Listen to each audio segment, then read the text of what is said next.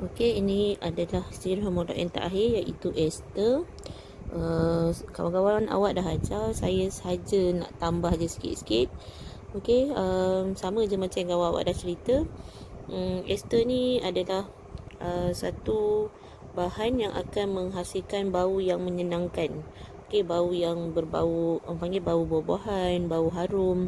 So itu sebenarnya adalah ester. So contohnya macam yang dalam minyak wangi, minyak pati, bunga, minyak masak, lilin. Ini semua sebenarnya adalah ester. Okey, yang minyak masak dengan lilin ni dalam bentuk yang pepejal lah. Minyak masak pula.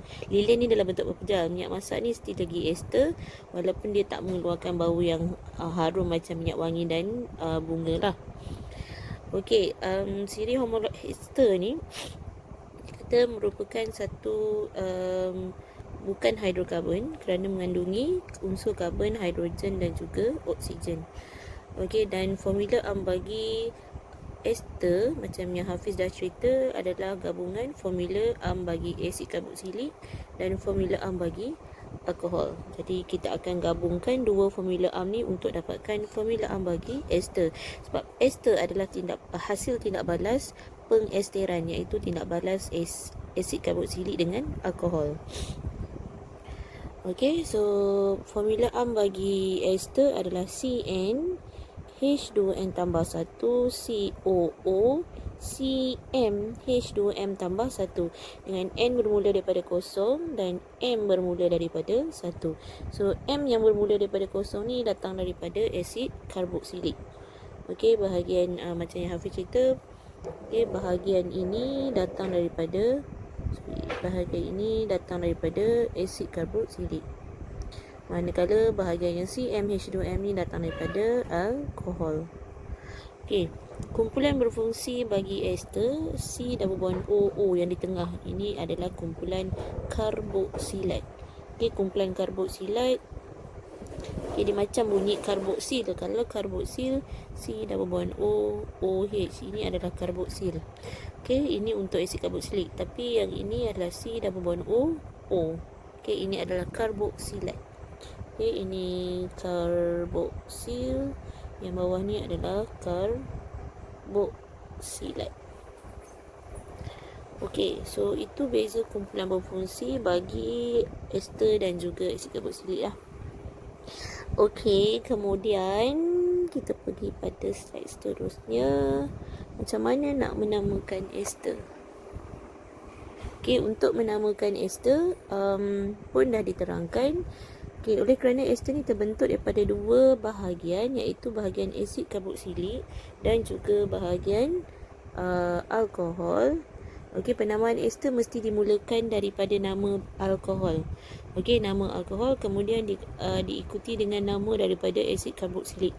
Okey, untuk nama daripada alkohol, daripada anol, ol, jadi il. Il ni adalah kumpulan alkil. Okey, sebab contohnya macam CH2, CH3, OH ni adalah alkohol, etanol. Okey, nanti dia akan hanya dikira untuk bahagian ini sahaja. Okey, ini adalah etil. Okey, daripada etanol. Okey, untuk bahagian asid karboksilik pula, okey, nanti untuk penamaannya dia akan jadi ion OH. Okey, CH3 C double bond O OH. Okey, nanti dia akan kira daripada C double bond O O. Okey, ini adalah ion karboksilat. Okey, kumpulan karboksilat lah. Okey, so kalau dia etanoik, dia jadi etanoat. Namanya bertukar di belakang OAT. Okey, so nama dia kalau saya gabungkan kedua-dua ni, mesti alkohol dulu baru asid karboksilik. So namanya adalah etil etanoat. Okey, contohlah. Okey, so kita tengok contoh yang diberi. Diberi kat sini formula asid karboksiliknya adalah formula esternya adalah HCOO CH2 CH3. Okey, ataupun kalau saya lukis dia akan jadi C double bond O O H CH2 CH3. Okey, ini bahagian yang datang daripada asid karboksilik. Ada satu karbon. Satu karbon maksudnya daripada metanoik. Metanoik dia akan jadi metanoid.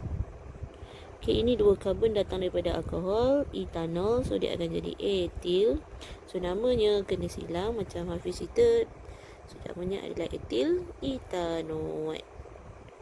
Okay, nama daripada alkohol diikuti nama daripada asid karboksilik.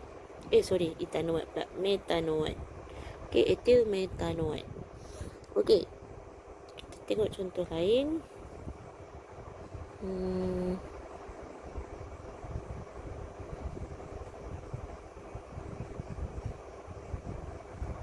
Okay, kalau datang daripada asid propanoik, tambah dengan butanol. Okay, propanoik, ingat ya, propanoik ada 3 karbon termasuk C double bond OOH.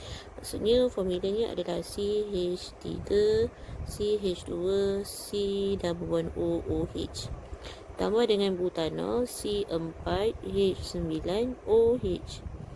Okey, so cara paling mudah untuk dapatkan formula ester pun telah ditunjuk. Tak apa, saya tunjuk lagi sekali. Okey, CH3, CH2 ni juga boleh tulis sebagai C2H5 lah. Kalau nak tulis macam ni pun tak ada masalah. So, CH3, CH2, C double bond OOH. Okey, saya buat macam ni sebenarnya sebab nak tunjukkan ikatan C double bond OOH. Okey, dan ini adalah C4H9. Kita boleh letak OH kat hujung sebelah sini. OH. Okey, OH C4H9 ataupun okey, tak cantik macam ni, kita buat H2, CH2, CH2, CH3. Sini ada OH. Okey, so apa yang akan keluar? Molekul yang akan keluar adalah molekul air. So, kalau kita gabung terus, kita akan dapat CH3, CH2, C double bond O, CH2, CH2, CH2, CH3. Okey, so yang ini adalah 1, 2, 3, 4. Ini 4 karbon butil. Ini 3 karbon propanoid. So, namanya akan jadi butil propanoid. Okay, ini molekul air dah keluar, so akan dapat ester dan air, H2O lah. Okay, ester dan air. Okay, so untuk menghasilkan ester, pengesteran, dia ada 2 eksperimen.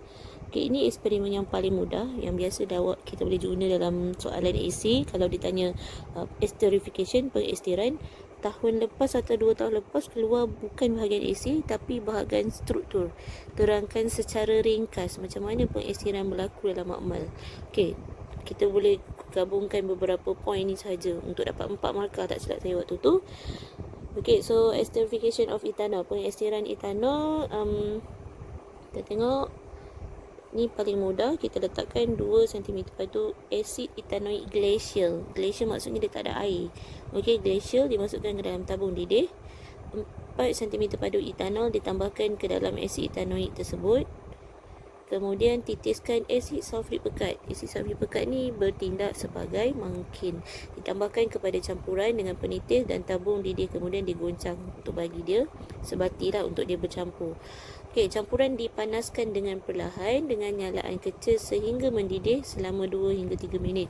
Okey, yang ni dia akan membuat. So, tindak balas ni kena berhati-hati sebab kadang-kadang kalau kita masukkan alkohol tu mungkin ada terkena tepi-tepi ni. Bila kita panaskan tu, api akan menyambar bahagian ni yang ada alkohol, sebab alkohol ni mudah terbakar. Jadi berhati-hati kalau buat eksperimen ni lah. Kemudian kandungan tabung didih dituangkan ke dalam bikar berisi air separuh penuh. Okey, separuh penuh. Maksudnya kalau kita ada bikar air sejuk, kita akan masukkan hasil pemanasan tu ke dalam bikar. So, kita akan nampak nanti ada 2 layer. Okey, 2 layer sebelah atas ni dengan yang sebelah bawah. Okey, so tindak balas ni akan menghasilkan ester dan air. So, ester nanti di sebelah atas, air tu nanti akan bercampur dengan air sejuk, air di sebelah bawah. So, bau, warna, ketelarutan direkodkan. So, apa bau dia? Apa warna dia? Dan keterlarutan maksudnya dia larut tak dalam air, ataupun kita boleh tengok juga ketumpatan dia. Okey, so ini adalah pemerhatian. Dia kata cecair tanpa warna berbau manis. So kalau tanya apakah bau untuk ester, boleh jawab berbau manis, berbau buah-buahan, ataupun berbau harum. Okay, pleasant smell, fruity smell, sweety smell. Okay, itu boleh jawab untuk ester. Kalau alkohol, kita kata sharp smell, bau tajam. Kalau asid karboksilik, berbau sengit. Okay. Kemudian lapisan tanpa warna akan terapung di atas permukaan air. Okay. So, kalau terapung, maksudnya ester ni adalah kurang tumpat berbanding air. Okay, yang berbau harum ni tadi sebenarnya adalah ester. Okay, lapisan ini kurang tumpat berbanding air. Jadi inference daripada pemerhatian di atas, okay, kenapa cecair tak berwarna yang berbau manis ni tadi dia kata tindak balas asid karboksilik dengan etanol dengan kehadiran asid sulfuric pekat sebagai mangkin menghasilkan ester yang tidak larut air. Dia tak larut air sebab tu dia terapung di atas permukaan air. Macam yang siapa cerita? Fitri cerita. Okay, so asid etanoik, kesimpulannya asid etanoik akan bertindak balas dengan etanol. Okay, ini etanoik, dia akan jadi etanoat. Etanol akan jadi etil. So namanya akan jadi etil etanoat. Itu esternya adalah etil etanoat. Okay, dengan kehadiran asid sulfuric pekat sebagai mangkin, so akan membentuk ester. So ini adalah persamaan seimbang. Okay, so asid sulfuric pekat adalah mangkin kepada tindak balas pengesteran. Sifat fiziknya tidak larut. Siapa cerita ya? Mawar cerita. Dia tak larut air. Kemudian tapi apabila bertambahnya ester ni dia tak larut air lah, sebab bahagian yang ada kalau macam asid karboksilik ada bahagian yang boleh larut air. Macam alkohol ada bahagian yang boleh larut air. Tapi bila bergabung dua-dua tu, bahagian larut air tu dah tak ada. So dia kata ester bagi fizik tidak larut dalam air. So dan ester bagi fizik pula, sifat fizik ester adalah tidak larut dalam air. Dan sifat istimewanya adalah ester ini berbau manis, berbau buah-buahan, ataupun berbau harum. Okay, ini untuk eksperimen yang mudah. Sebenarnya ada satu lagi cara untuk penyediaan ester, yang panjang ni, yang ada Lebit condenser ni. Yang ini panjang sikit lah cerita dia. Boleh je kalau nak jawab dalam exam, tapi tak digalakkan lah sebab saya rasa tak ramai yang akan hafal pun. Okay, di mana di sini asid etanol mutlak. Mutlak ni maksudnya dia tulen, sama juga isi dia. Asid etanoik glacier, asid etanol dan juga asid sulfurik dimasukkan dalam kelalang dasar bulat dan dipanaskan secara dengan menggunakan kukus air. So kemudian ada kita buat terus kondensasi kat sini menggunakan kondenser Lebit. Okey, ataupun ni kita panggil secara reflux. Okey, secara reflux. Okey, ataupun ini untuk menghasilkan ester. So kat sini sebenarnya nanti ester tu kan dia akan hasilkan ester dan juga air, ester dan air. So ester dan air ni nanti akan masuk semula dalam kelalang dasar bulat ni. So dia bercampur. So kita tak boleh nak bezakan ester dan air. Jadi barulah dia buat yang bahagian kedua. Ini untuk penyulingan dia. Okey, untuk penyulingan dia, so campuran tindak balas tadi yang ada ester dan air, kita panaskan lagi menggunakan kukus air. So menggunakan terus berperingkat sampailah takat didih dia.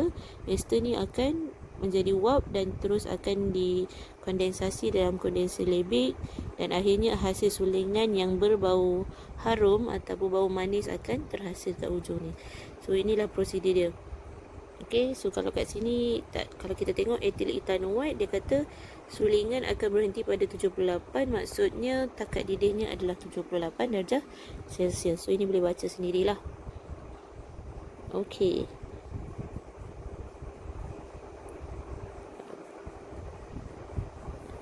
Okay, kita nak tengok contoh yang ini. Okay, lupa nak cerita. Struktur ni kadang-kadang kita boleh tengok double bond O. Bahagian dia C double bond O ni belah depan. Kadang-kadang kita boleh nampak dia lukis begini. C H. Okay, tulisan saya tak cantik macam Hafiz tulis. Sangat proper. Saya tulis laju-laju.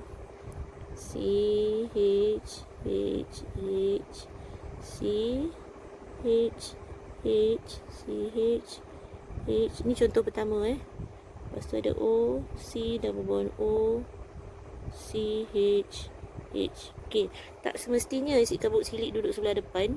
Kemungkinan dia boleh duduk sebelah belakang. So cuma kena ingat yang ada C double bond O ini mesti datang daripada asid karboksilik. Jadi bahagian ini asid karboksilik.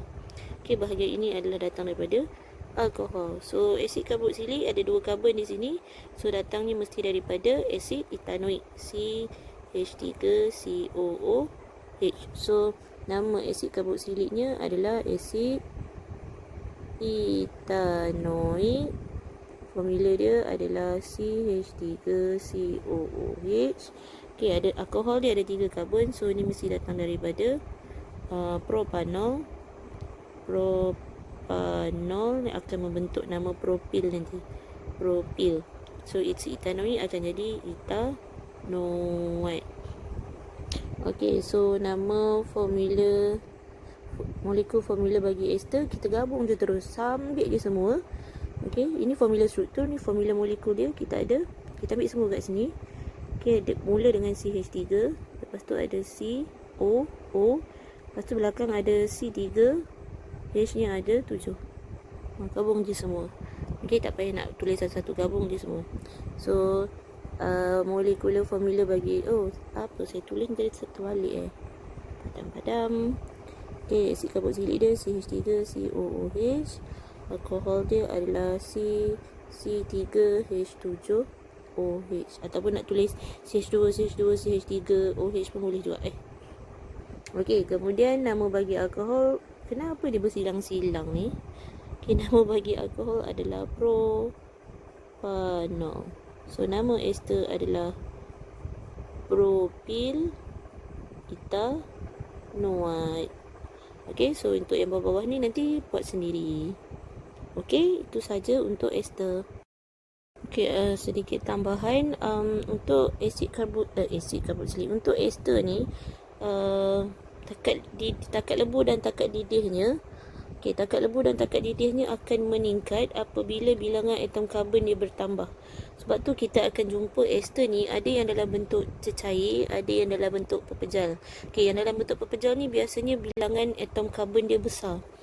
Okey, sebab tu tadi kita tengok mula-mula tadi gambar rajah dia ada dalam bentuk wax, dalam bentuk lilin. Okey, yang dalam bentuk lilin ni sebenarnya dah jadi pepejal. Okey, ini dah jadi pepejal, yang ini masih lagi dalam bentuk cecair lah. Okey, bila bertambahnya bilangan atom karbon per molekul, saiz molekul tu lagi besar, dari tarikan van der Waals dia makin kuat, menyebabkan takat didih dan takat lebu dia menjadi lebih tinggi.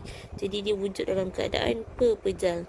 Okey, macam yang daripada lemak manusia tu, lemak haiwan tu adalah pepejal, ester sebenarnya. So kalau orang kata banyak lemak lah dia ni, kita boleh kata ni banyak ester ni kan. Okey, so yang lain-lain ni biasanya dalam bentuk cecair. Okey, so itu je maklumat tambahan.